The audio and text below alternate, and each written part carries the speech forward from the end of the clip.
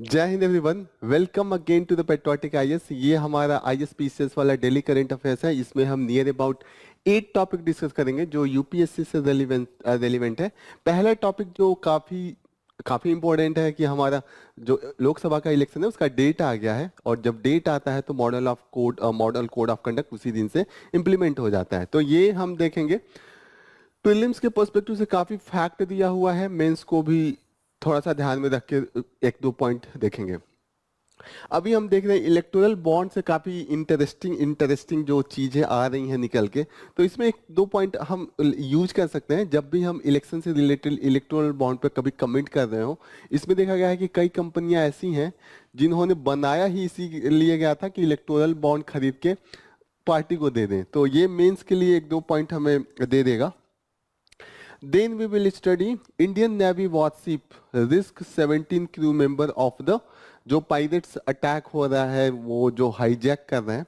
तो वो हमने देखा है कि INS Kolkata and INS Subhadra ने बचाया है। तो प्रीलिम्स के पर्सपेक्टिव से एक तरीके से आईएनएस कोलकाता आईएनएस सुभद्रा होगा, और मेंस के पर्सपेक्टिव से इंटरनल सिक्योरिटी में इनका क्या रोल है वो पढ़ लेंगे। तो दोनों ओवरलैपिंग है।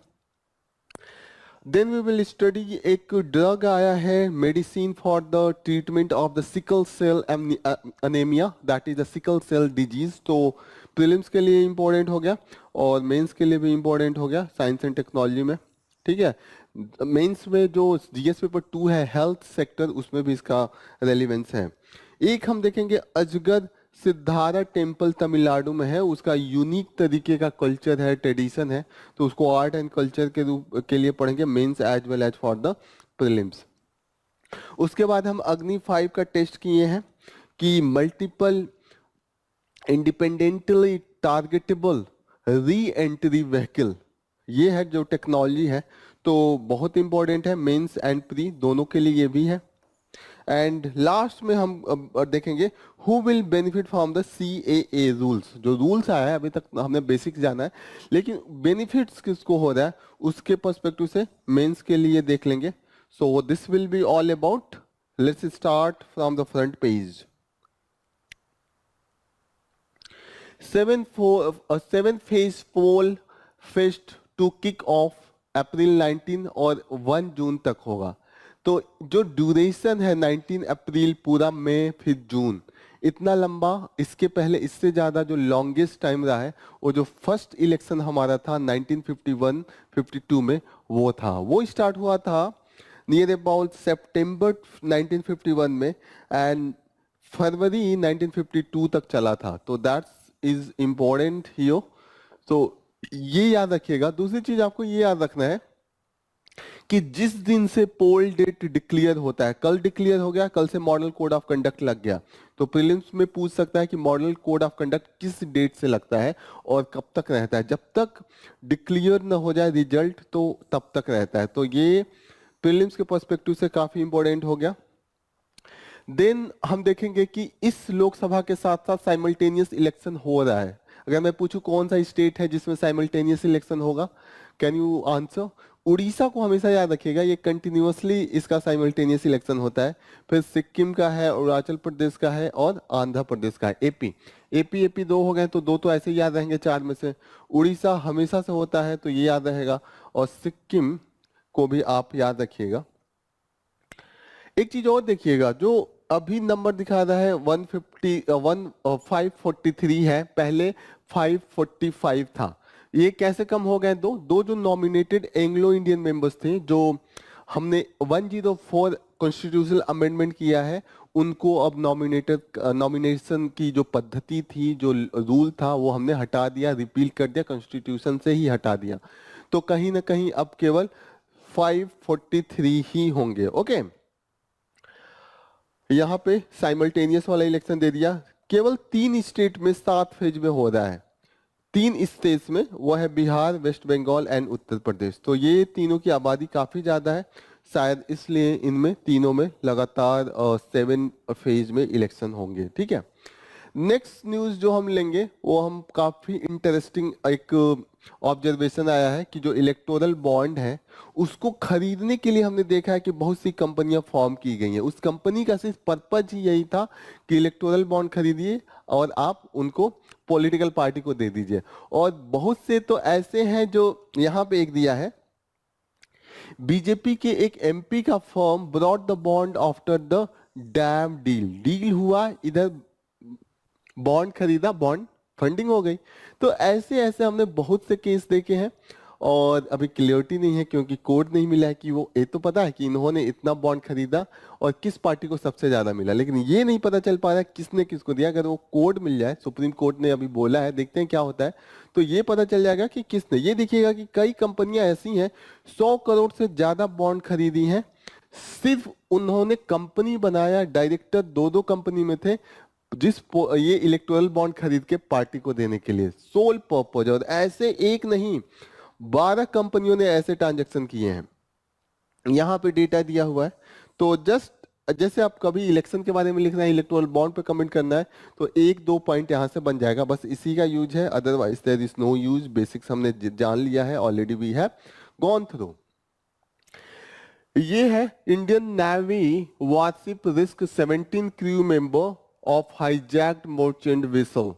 और ये कहाँ पे, अरेबियन सी में है, अरेबियन सी में। और यहाँ पे सिर्फ दो नाम याद रखिएगा, INS Kolkata and INS Subhadra.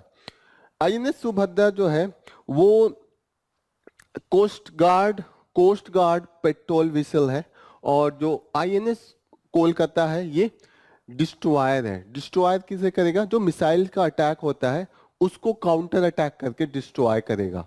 तो इसलिए ये आईएनएस कोलकाता क्लास का ही है, और ये जो है वो आईएनएस सुकन्या क्लास का है, जो कोस्ट गार्ड पेट्रोलिंग वेसल्स है। तो याद रखिएगा दोनों में डिफरेंस क्या है, that is important. Nautical mile का देख लीजिएगा, एक नॉटिकल माइल में नियर अबाउट 1.8 किलोमीटर होता है, तो 1400 नॉटिकल माइल में 2600 किलोमीटर। ये प्रीलिम्स के लिए इंपॉर्टेंट है। यहां पे डेटा दिया हुआ है जो नंबर्स ऑफ द वोटर्स जिनका 100 साल से ज्यादा एज है, 2,18,000 लोग हैं जिनका एज 100 साल से ज्यादा है।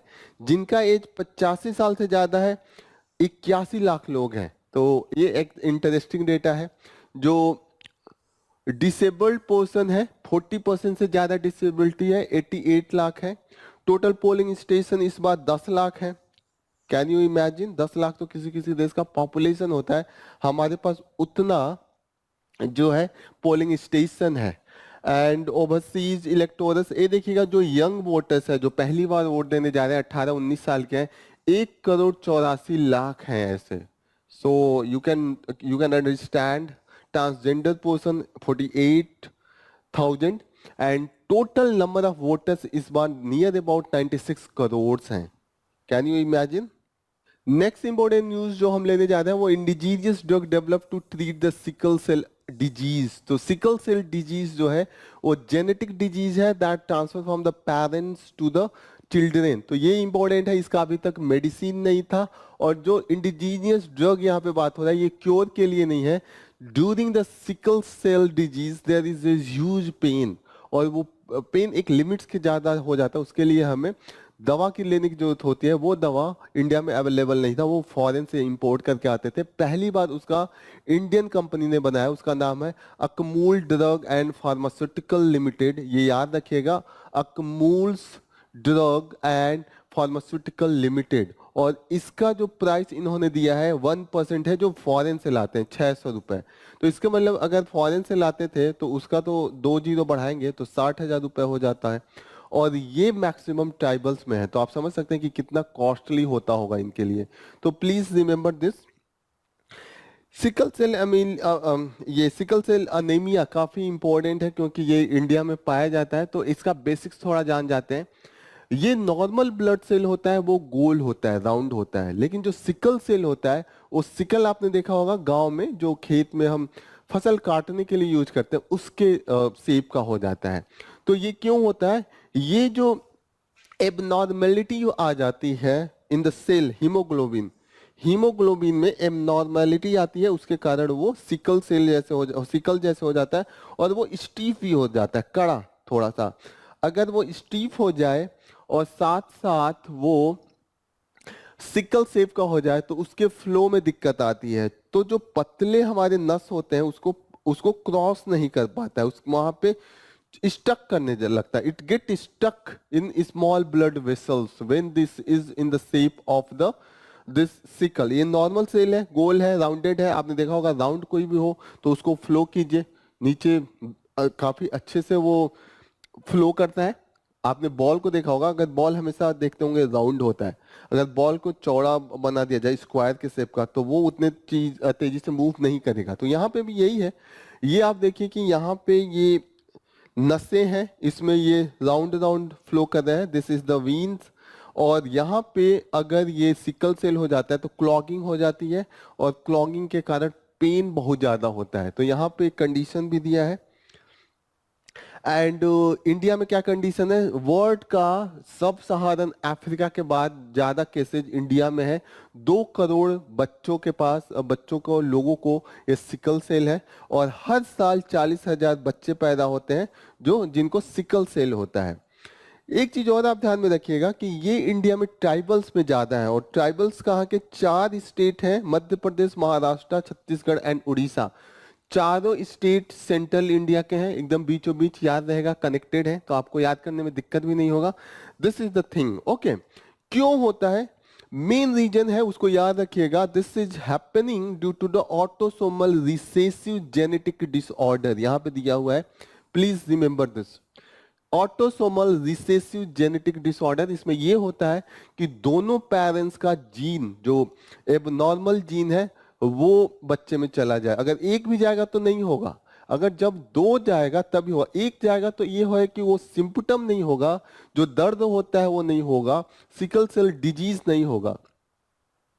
लेकिन ये पॉसिबिलिटी है कि वो उससे उनके नेक्स्ट जनरेशन में पास हो जाए। अगर एक का भी जीन है तो नेक्स्ट जनरेशन में पास होने के चांस होते हैं। तो दिस इज हियर। सिम्पटम क्या है, सिम्पटम सबसे ज्यादा ये है कि फटीक सा फील होता है, सीवियर पेन जो यहाँ पे सबसे ज्यादा दुखद है, severe pain, fatigue, shortness in the breath, frequent infection, these are the condition.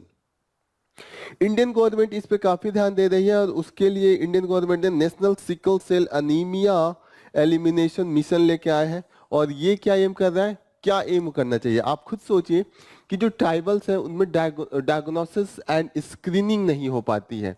तो main focus area diagnosis, screening और उसके बाद आ जाता है ट्रीटमेंट पे है।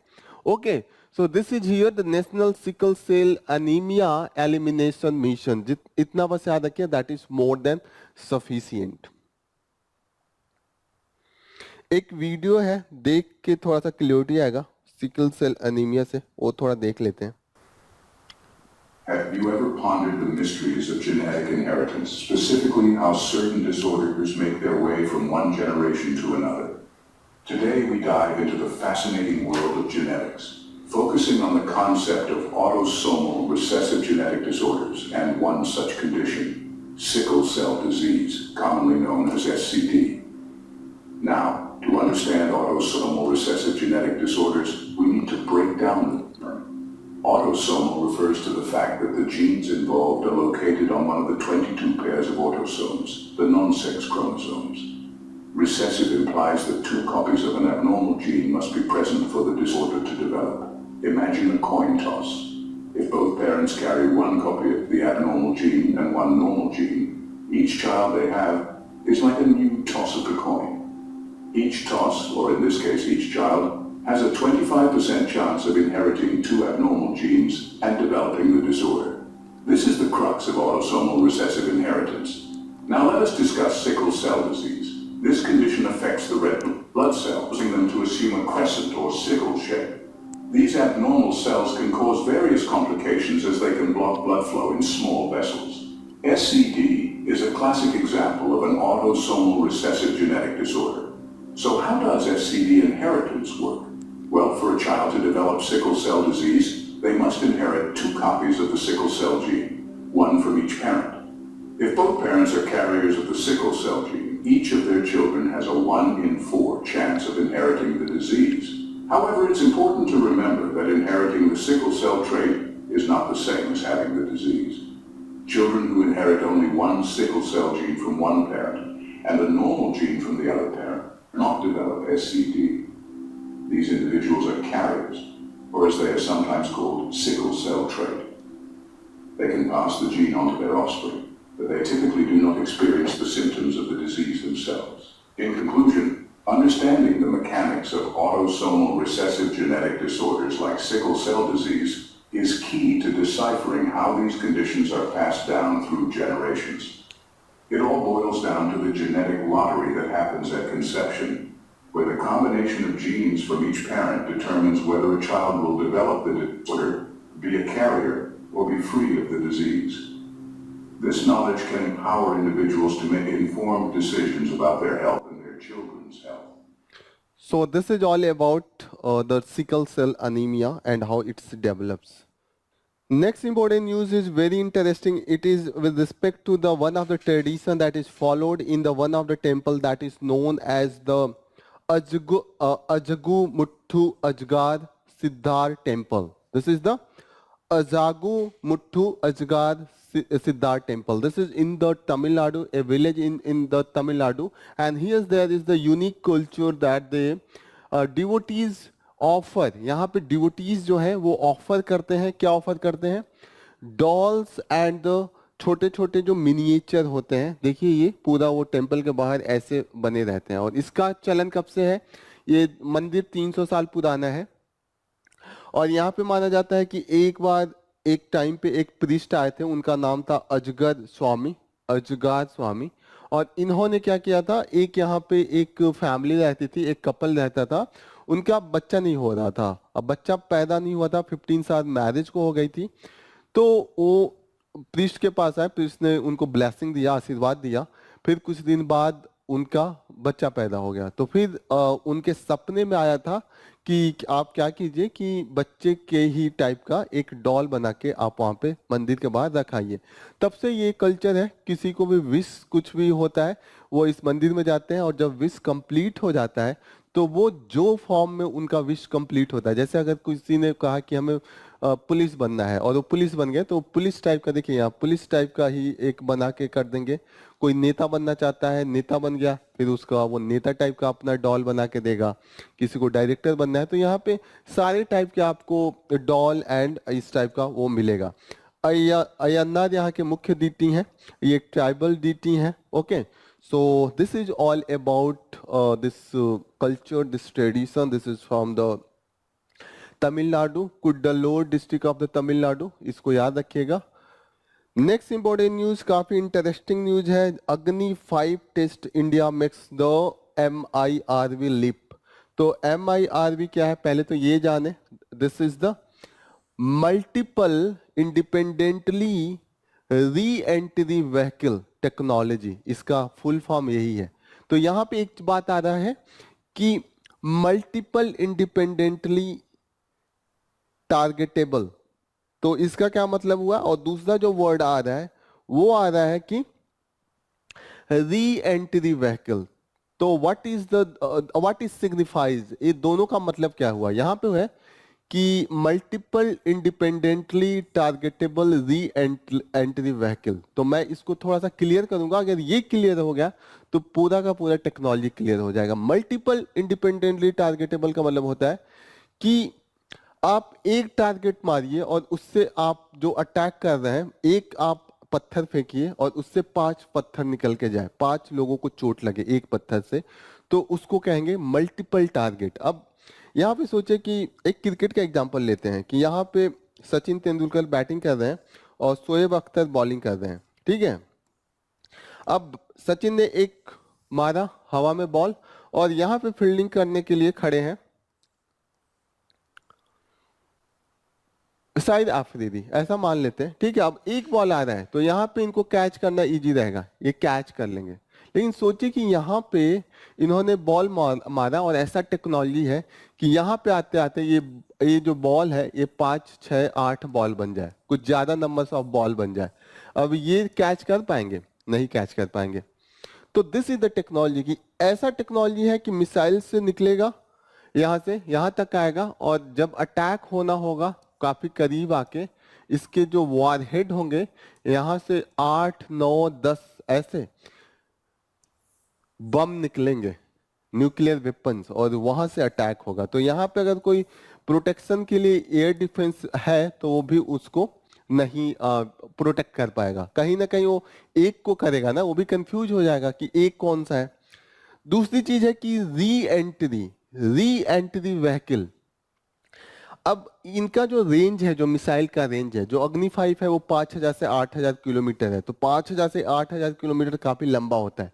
This is not the small distance. तो वहां ऐसा थोड़ी है कि आपने कभी देखा है जब 6 लगती है क्रिकेट में ही, जब 6 लगती है तो कभी ऐसा देखा है कि बॉल यहां से इन्होंने मारा और बॉल इतना नीचे जा रही है और यहाँ 6 आ गया, ऐसा कभी देखा है? हमेशा क्या होता है कि बॉल ऐसे जाती है फिर बाउंड्री के बाहर ऐसे जाती है। This is the way, projectile motion इसको कहते हैं। लॉन्ग डिस्टेंस में ये प्रोजेक्टाइल मोशन होता है। जब मिसाइल भी होती है तो यही डिस्टेंस होता है, और ये जो हाइट होती है, बॉल को तो हमें दिखाई देता है लेकिन मिसाइल को 8000 किलोमीटर जाना होता है। बॉल को तो सिर्फ 80 मीटर 100 मीटर जाना होता है, लेकिन मिसाइल को 5000 किलोमीटर जाना, वो काफी हाइट पे जाती है।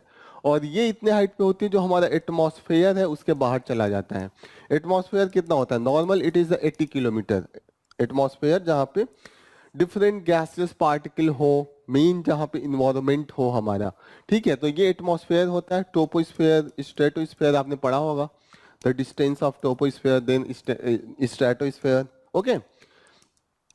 अब ये देखिएगा, मिसाइल जो नॉर्मल होती है, जो एक वॉरहेड लेके जाती थी, वो यहाँ पे गई, वॉरहेड यहाँ से छोड़ दिया, वॉरहेड यहाँ से चला गया। उसके बाद जो लॉन्च होता था वो अपना फॉल कहीं गिर जाता था या डिस्ट्रॉय हो जाता था, यहाँ एंट्री करता था, जल जाता था। नॉर्मल यही था, फॉल होगा, एंट्री करेगा, जल जाएगा।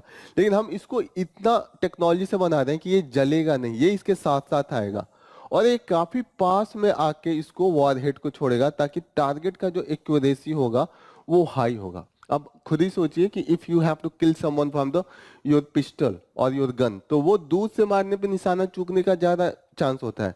एकदम एग्जैक्ट निशाना लगाते नहीं, कहते कि पॉइंट ब्लैंक रेंज से मारा, एकदम पास से जितना होगा उतना ज्यादा एक्यूरेसी रहेगी कि you are able to success into the killing और whatever you are targeting. यहाँ पे भी ये है कि ये आराम से एटमॉस्फेयर में आएगा और काफी पास तक आके वॉरहेड को छोड़ेगा ताकि एक्यूरेसी हाई हो, ओके। तो ये जो एंट्री करेगा, जले नहीं, टेक्नोलॉजी नहीं, इसको री एंट्री इसीलिए कहा जाता है कि ये सेफली री एंट्री करने में पॉसिबल, ये सक्सेसफुल है। That's why it is being called as the re entry, क्योंकि यहां से इन्होंने एटमॉस्फेयर को छोड़ दिया और दोबारा एटमॉस्फेयर में आ रहे हैं, तो यहाँ पे री एंट्री होगी। This is the way, that's why it is, इसको हम री एंट्री बोल रहे हैं, ओके। बहुत कम देशों के पास ये टेक्नोलॉजी है, नियर अबाउट अपने आसपास के जो 3 देश हैं, इंडिया, पाकिस्तान, चाइना, ये हो गए। फिर यूएस एंड रसिया है ही है। तो इंडिया, पाकिस्तान एंड चाइना, ये 3 तो है ही है। यूएस एंड रसिया वो super power, they already have, इन्होंने ही स्टार्ट किया था, 1970 में ही थे। 1970 के ही 1970 में ही रसिया के पास भी था, इनके पास भी था। फ्रांस एंड यूके उसके बाद आया, और माना जाता है कि इजराइल के भी पास है, पर इजराइल एकदम अपना ओपनली डेमोन्स्ट्रेट नहीं किया है, तो there is no clarity on that. But yes, these are the country, आपको याद रखना है। यहाँ पे मैप में भी क्लियरली इसको शो किया, इंडिया, पाकिस्तान, चाइना, यहाँ पे रसिया, ये फ्रांस, ये यूके, यहाँ पे US, okay. So this is all about, you should know. अब ओके, सो रेंज एक थोड़ा सा कंपेरिजन है डिफरेंट जो हमारे पास मिसाइल सिस्टम है। अग्नि सबसे लंबा लॉन्च है, सबसे ज्यादा कैपेसिटी भी है। यहाँ पे दिया launch mass and payload mass. Launch mass क्या होता है? ये टोटल मिसाइल जो होती है इसको लॉन्च मास कहते हैं, और जो लास्ट में पेलोड होता है, जो बम होता है, उसी को पेलोड कहते हैं। ये यहाँ पे होता है, ये लास्ट में होता है, इसी से अटैक होता है, यही वेपन होता है। इसको हम क्या कहते हैं? पेलोड मास। तो यहाँ पे पेलोड मास एंड लॉन्च मास दोनों दिया है। पेलोड मास 1000 है और लॉन्च मास 17 टन है। तो कहीं ना कहीं आप देखते होंगे बस में जब आप चढ़ते हैं तो आप समझिए बस के अंदर जा रहे हैं, वो हेड जो है वो पैसेंजर है और जो ये लॉन्च पैड है वो बस है। तो बस का वेट बहुत ज्यादा होता है as compared to the people passenger. तो ये 17 टन 4.6 टन देखिएगा। ये Prithvi two Sagarika and Dhanush, they are the launch system, they are the missiles that are capable as per the this range. इनकी रेंज देखिए 3000 से 4000, अग्नि 4 की, अग्नि 5 का हमने देखा 5 से 8000 तक जा रहा है, सगारिका का 700 से 750 और धनुष का 300 से 750। तो ये देखिएगा दे हैव डिफरेंट कैरेक्टरिस्टिक। ये हम फर्दर जब डिफेंस में देखेंगे तो डिटेल में देखेंगे। सो this is the basic you should know. एक कैनिस्टर है, कैनिस्टर जो ट्रक होता है जिसको फोल्ड करके यहाँ से लॉन्च होता है, इसको कैनिस्टर मॉडल कहते हैं। तो उससे भी इसको लॉन्च कर सकते हैं। Okay, inter continental ballistic missile है जिसका रेंज इतना हो कि एक कॉन्टिनेंट से दूसरे कॉन्टिनेंट में चला जाए, उसको इंटर कॉन्टिनेंटल कहते हैं। This is the submarine launch ballistic missile. तो इंडिया की कैपेबिलिटी वो एयरक्राफ्ट से भी हम अटैक कर सकते हैं, मिसाइल से भी कर सकते हैं, सबमरीन से भी कर सकते हैं। तो please remember all this thing. Okay, इसमें इंडिया का इंडिजीनियसली एवियोनिक सिस्टम है। एवियोनिक सिस्टम जैसे जो कंप्यूटर होता है, जो सेंसर होता है, जो कैमरेज लगे होते हैं, वो सब इंडिजीनियसली ही है। तो कहीं ना कहीं this is our achievement in this area, please remember all this thing. इसके सिवा एक चीज यहाँ पे है, इंडिया का नो फर्स्ट यूज पॉलिसी है। ये नो फर्स्ट यूज पॉलिसी काफी इंपॉर्टेंट है। इस नो फर्स्ट यूज पॉलिसी का मतलब होता है कि हमारे पास न्यूक्लियर बम है लेकिन हम किसी पे अटैक नहीं करेंगे। हमने इसको क्यों रखा है?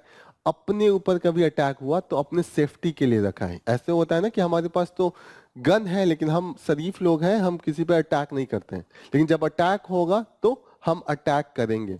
और अटैक इतना तगड़ा होगा कि बम इतना मारेंगे कि धुआं धुआं हो जाएगा। एक बहुत फेमस डायलॉग है, तो इंडिया का भी यही डायलॉग है कि अगर अटैक हुआ तो इतना बम मारेंगे, इतना बम मारेंगे कि धुआं धुआं हो जाएगा। एक डायलॉग हम देख ही लेते हैं।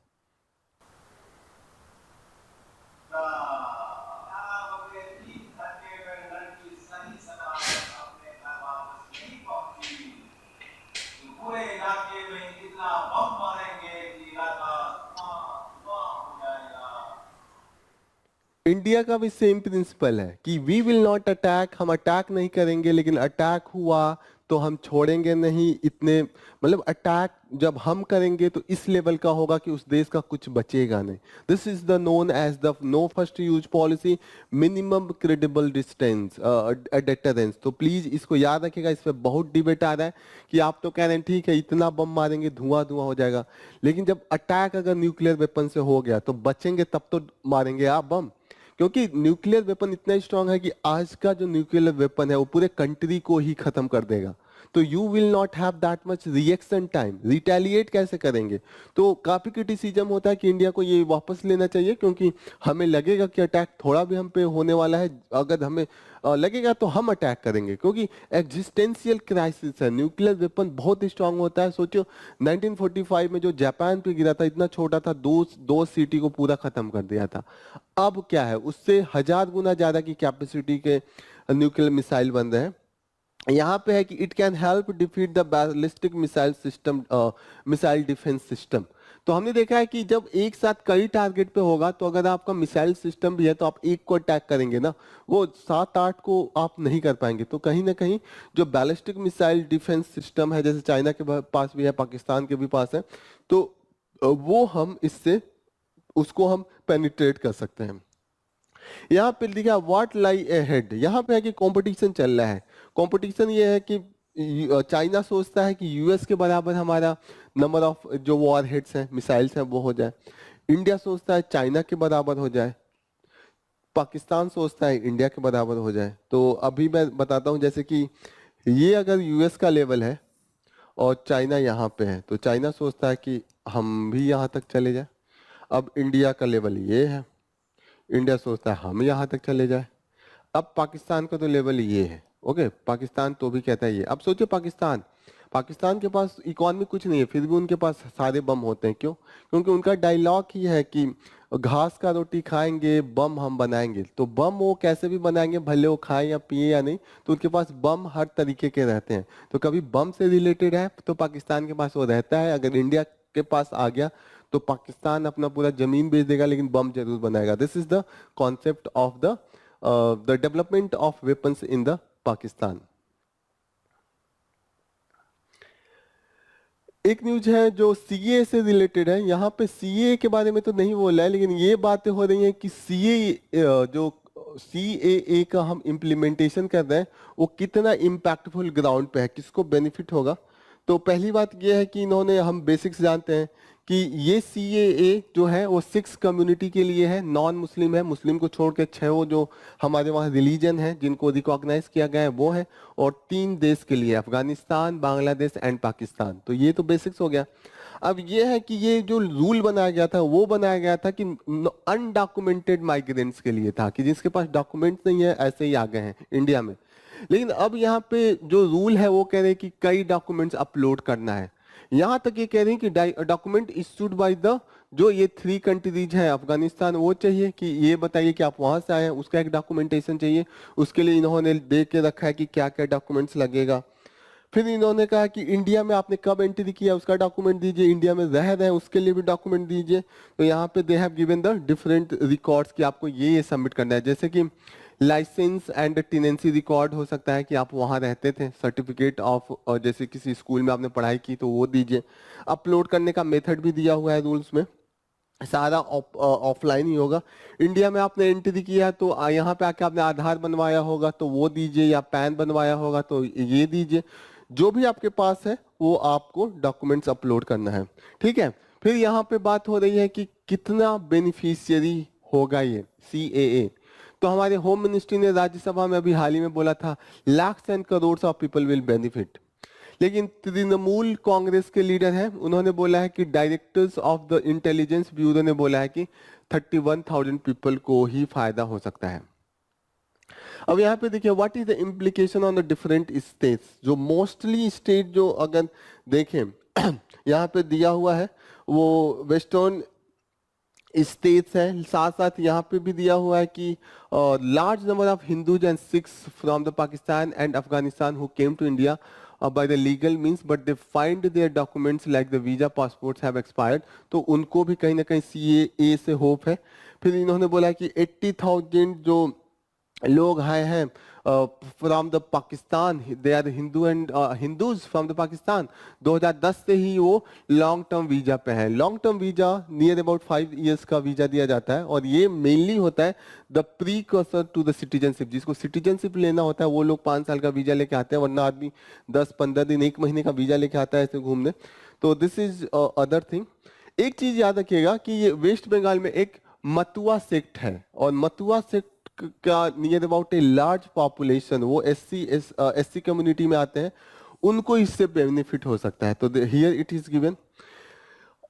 असम ही ऐसा स्टेट है जहां पे national register of the citizen हुआ है। नेशनल रजिस्टर ये है जहां पे सिटीजनशिप को लिस्ट किया जाएगा, और जो नॉन सिटीजन है उनको कहा जाएगा कि आप देश से बाहर चलिए। इसी को लेके मेन फियर है, इसी को लेके सीएए का भी विरोध हो रहा था। सीएए से ऐसा नहीं है कि किसी का सिटीजनशिप ले ली जाएगी, ये तो सिटीजनशिप देने के लिए है, और सिटीजनशिप का जो देने का प्रोसेस है तो उसको इजी कर रहा है, इससे कोई दिक्कत नहीं है। लेकिन जो बातें कही गई है, जो द पार्टी हुई इन द पावर, उन्होंने बार बार national register of the citizen बोला है, यहां से दिक्कत आ रही है। ओके, असम में हुआ देखे कि 19 लाख लोगों के पास नहीं हो पाया था सिटीजनशिप वाली डॉक्यूमेंट। उनको फिर से कोर्ट ने उनको डिफरेंट तरीका बताया, अभी भी ये प्रोसेस में है, और इस असम में ही कराने का 1,220 करोड़ रुपए खर्च आया था। This is the amount. तो कहीं ना कहीं ये सब चीजें हैं, इसीलिए डर बना हुआ है, सीए का विरोध चल रहा है। सीए का सिर्फ एक ग्राउंड है कॉन्स्टिट्यूशनल बेसिस पे कि वो रिलीजियस ग्राउंड पे डिस्क्रिमिनेट कर रहा है, तो कहीं पे उसको लेके दिक्कत हो। तो this is all about. Next news है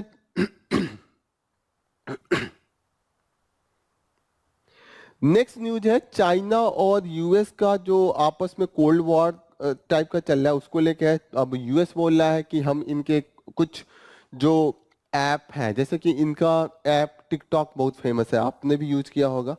तो टिकटॉक का जो ओनर कंपनी है बाइट डांस है, इसको याद रखिएगा। और ये कैसे स्टार्ट हुआ था, ये जो इनके ओनर थे वो एक बार मेट्रो में घूम रहे थे, तो उन्होंने देखा कि लोग किताबों बुक्स के जगह पे वो ज़्यादा लोग मोबाइल में अभी स्मार्टफोन में घुसे हुए हैं। तो उन्होंने सोचा कि कुछ ऐसा ला दिया जाए जो लोगों को अच्छा लगता है, वो बार बार देखेंगे तो उसकी तो विजिबिलिटी ज़्यादा बढ़ेगी। तो उन्होंने उसी बेसिस पे एक ऐप स्टार्ट किया था जहाँ पे लोगों को जो न्यूज़ अच्छा लगता है उसका हेडलाइन आना स्टार्ट हुआ, तो लोग उसको इसकी ग्रेजुअली इसका इंक्रीज हुआ था। द फर्स्ट जो ऐप उन्होंने बनाया था डूइन है, डूइन, okay, here it is the डूइन।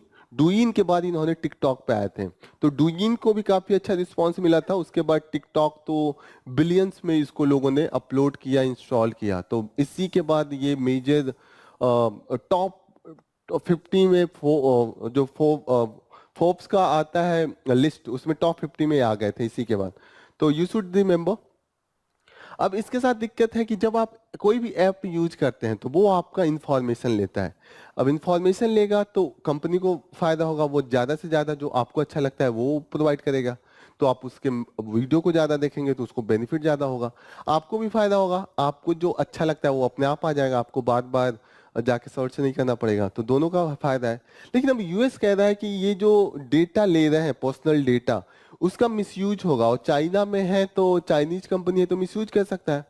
लेकिन एक इसका काउंटर है कि अगर मिसयूज है तो जो यूएस की कंपनी है उनके पास भी पर्सनल डेटा है, वो भी मिसयूज कर सकते हैं, उन पे भी कोई रिस्ट्रिक्शन नहीं है। फेसबुक हुआ, इंस्टाग्राम हुआ, जितने भी यूएस की कंपनी है वो भी डेटा, गूगल हुआ, वो सब अपना यूएस में ही जाके सेव कर रहे हैं, उन पे भी कोई रिस्ट्रिक्शन नहीं है। आप रिस्ट्रिक्शन लगाना है तो दोनों पे लगाइए। तो यही है, अब देख रहे हैं कि यूएस का जो कांग्रेस है वहां पे इन्होंने एक बिल पास किया, उससे बोला है कि अमेरिकन सिटीजन्स को बोला है कि आपका जो ओनरशिप अगर इस कंपनी में है कम कीजिए, और कंपनी से बोला है कि अमेरिकन ओनरशिप दे दीजिए, नहीं तो बैन कर देंगे। इंडिया पहला is one among the first countries that ban the app. हमने पहले ही बैन करके रखा है टिकटॉक को, तो ये आपको पता होना चाहिए। ओके, तो यहाँ पे ये बोल रहे हैं कि लास्ट में कंक्लूज कर रहे हैं कि ये जितनी भी इस टाइप की कंपनियां, उनको तो 3 तरीके का चीजें फेस करना पड़ा। एक तो एल्गोरिथम, मीन्स आप टेक्नोलॉजी को हमेशा डेवलप करते रहिए, यूजर्स का इंटरेस्ट बनाए रखिए, और जो भी देश है वहां पे डिफरेंट रूल्स हैं, political environment of the different territory, आपको उसके अनुसार आपको ढालना पड़ेगा। ये है इस न्यूज में टोटल यही है। तो थोड़ा सा बेसिक्स इंफॉर्मेशन आपको जानना चाहिए कि दुनिया में क्या चल रही है। This is all about. Next news है, जो हमारे चीफ इलेक्शन कमिश्नर हैं वो इस समय लाइमलाइट में है, राजीव कुमार। और इनका हिस्ट्री यहाँ पे दिया हुआ है कि ये ऐसे ब्यूरोक्रेट्स हैं जो जितनी भी पार्टी हैं उनके ये करीब रहते हैं, सारे पार्टियों के ये गुड बुक में रहते हैं। This is the good thing about him. इसमें ये दिया हुआ कि अभी कंटिन्यूसली हमने देखा है कि जो इलेक्शन कमिश्नर है वहां पे रिजाइन होता रहा है। अभी रिसेंटली 9 मार्च को ही जो हमारे इलेक्शन कमिश्नर थे अरुण गोयल, उन्होंने रिजाइन किया। फिर हमने देखा कि अरुण कुमार का जो अपॉइंटमेंट हुआ था उस समय भी लवासा थे, अशोक लवासा, उन्होंने रिजाइन किया था, उन्हीं के पोस्ट पे ये आए थे। तो अशोक लवासा भी उस समय हैप्पी नहीं थे, जो उस समय के चीफ इलेक्शन कमिश्नर थे। उन्होंने बोला था कि जो he is not happy with the model code of conduct का जो वायलेशन था by the certain high profile political functionaries, तो वहां पे उनका व्यू कुछ अलग था, तो उसको लेके उन्होंने रिजाइन दिया था। तो प्लीज अंडरस्टैंड, जो सबसे ज्यादा इंपॉर्टेंट चीज है वो आपको ये जानना है कि राजीव कुमार है वो काफी इंपॉर्टेंट पोस्ट पे पहले से ही रहे हैं। एक उन्होंने पोस्ट था इस्टेब्लिशमेंट ऑफिसर, तो आप जानने की कोशिश कीजिएगा कि इस्टेब्लिशमेंट ऑफिसर क्या होता है। बहुत इंपॉर्टेंट पोस्ट होता है ये, under the ministry of personal के अंडर में आता है। मिनिस्ट्री ऑफ पर्सनल जितने भी अपॉइंटमेंट, इंपॉर्टेंट अपॉइंटमेंट होता है उसके ये हेड होते हैं। ओके, मिनिस्ट्री ऑफ पर्सनल के ही अंडर में आता है। दूसरी चीज होता है कि establishment officer is ex officio secretary of the appointment committee of the cabinet, और जिसका हेड प्राइम मिनिस्टर होता है। अगर प्राइम मिनिस्टर जिसको चेयर कर रहे हैं उसके आप सेक्रेटरी हैं तो कहीं ना कहीं आप प्राइम मिनिस्टर के काफी क्लोज है, you can influence large amount of the decision making. तो यहाँ पे देखिएगा इस पोस्ट पे भी रहे हैं। ये जो पब्लिक सेक्टर अंडरटेकिंग्स होते हैं, कंपनियां होते हैं, उसके जो डायरेक्ट और भी हेड होते हैं, उसका भी इलेक्शन कमेटी होता है, और उसका जो इलेक्शन होता है वो chief of the public enterprise selection board होता है, उसके भी ये चीफ रहे हैं, chief of the public enterprise selection board, तो यहाँ से भी ये जुड़े रहे हैं। तो this is all about you should remember. Okay, so yes, अभी फर्स्ट पेज पे हमने देखा है कि इन्होंने ये भी बोला है कि हम 4 एम्स पे फोकस करेंगे, money power, muscles powers and violation of model code of conduct, and yes these are the things where the election commission of India will focus, तो please remember all this thing. कुछ question कर लेते हैं जो अभी तक topic हमने किया है। Take the first question. Which of the following bodies is responsible for the implementation of Model Code of Conduct? तो यहाँ पे पूछ रहा है कि implementing body कौन है for the Model Code of Conduct? Who is this? पहला है कि Supreme Court of India, Ministry of the Law and Justice, Election Commission of India and President of India. Please answer. कौन होता है? अभी हमने पढ़ के देखा है। The second question is that the model code of conduct comes into effect from the date of यहाँ पे। Okay, so what is the date from which it's come into the effect? पहला है नोटिफिकेशन ऑफ इलेक्शन शेड्यूल, दूसरा बोला कि completion of the voter registration, तीसरा बोला start of nomination process, चौथा बोला formation of new government. What is the answer? अभी हमने डिस्कस किया था। Question number 3, sickle cell disease is a group of disordered caused by what? The question is disordered caused by what? The first, bacterial infection, second, abnormal hemoglobin red blood cell, parasitic infection and vitamin deficiency. What is the reason? Please answer. Next question, identify the primary mode of inheritance for the sickle cell disease. A, X-linked dominant, B, X-linked recessive, C, autosomal dominant, D, autosomal recessive. Please answer. यहाँ पे बोला कि primary mode of inheritance of the sickle cell anemia. तो please इसका answer दीजिएगा। Question number 5. Consider following statement about the sickle cell disease in India. It is primarily health concern affecting tribal population. Okay. The second is that the disease has a higher prevalence in India than in any other countries. So यहाँ पे थोड़ा सा tricky है. Please answer. A is only 1, 2 only, both 1 and 2. C, both 1 and 2. Question number 6. Consider following statement with respect to the 18th Lok Sabha. यहाँ पे 18th Lok Sabha की बात हो रही है. It will be the second longest polling exercise in India's election history. All the state and UTs have the more men than women voters. So A only 1, B 2 only, C both A 1 and 2, D neither 1 nor 2. Please answer. So this is all about from the topic that we have covered. And yes, we have covered most of the area that is relevant for the UPSC. Here we will conclude our session. Thank you for joining the session. All the best. Jai Hind.